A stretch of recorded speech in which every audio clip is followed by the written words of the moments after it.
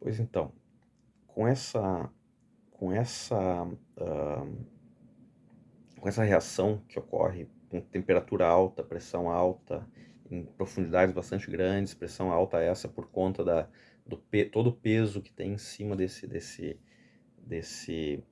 hã, desse fluido que se formou, desse gás que foi se combinando e tal, né, com essa pressão alta por conta do que tem em cima dele lá comprimindo ele, né. As temperaturas mais altas, quanto mais profundo a gente entra no solo, maior a temperatura, porque a gente está se aproximando do manto terrestre, que é composto por rocha líquida, né?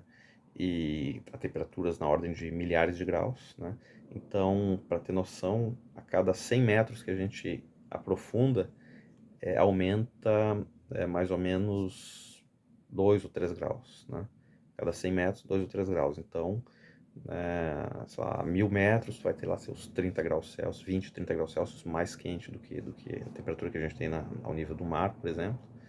Né? E nessas condições de profundidades na ordem de milhares de metros, né, a gente tem temperaturas bem mais altas, pressões altas que favorecem a formação dessas moléculas grandes, ou seja, deixa cozinhando ali o metano, que é o CH4, que é um átomo de carbono para 4 átomos de hidrogênio, né? E esse cozimento que ele sofre ao longo do tempo vai fazendo com que um átomo se ligue ao outro, né? E é isso que vai começar a tornar muito interessante o uso do petróleo. Por quê?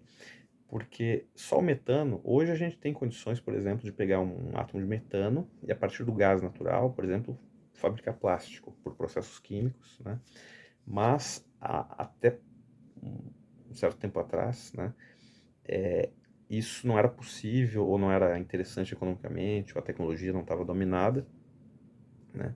A gente começou a perceber valor, né, nesses produtos do petróleo, né, com o advento aí do refino, quando a gente começou por exemplo, a separar daquela mistura de hidrocarbonetos, né, de várias moléculas de várias faixas de pesos e densidades diferentes e tamanho, número de carbonos diferentes, né, a gente começou a separar frações, né, que compunham o gás natural, o GLP, que é o gás liquefeito de petróleo, que são frações um pouco mais pesadas, né, onde tem 3 ou 4 átomos de carbono, né, em cada molécula, né, a fração lá do querosene, que vai do C5, ou seja, 5 átomos de carbono, até um C10, por exemplo, né, que são 10 átomos de carbono, que é uma faixa que meio que coexiste ali a gasolina, né, que a gasolina é uma faixa de 6 a 10, 12, né, o diesel, que é um pouquinho mais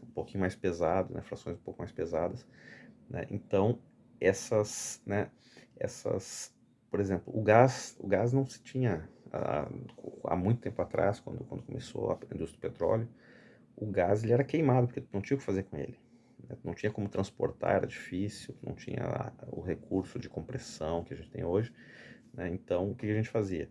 A gente, né, deixava queimar o gás e o petróleo a gente refinava, ou seja, fazia uma destilação para separar diferentes frações, porque as frações mais pesadas vão evaporar com temperaturas mais altas, né? Então, tu tem, à medida que tu vai dando temperatura, vai saindo as pressões as frações mais voláteis, né? E aí vai se obtendo, né, uma mistura mais concentrada numa faixa lá sei lá, do C5 ao C10, depois do C8 ao C12, depois do C10 ao C15, por exemplo, né?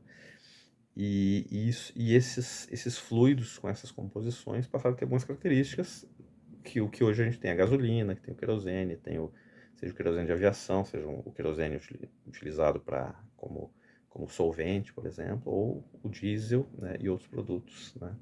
Até os produtos mais pesados, como os combustíveis para navios, e até manta asfáltica, enfim, né? Frações bem mais pesadas. Vou fazer mais um vídeo curto para aprofundar o assunto.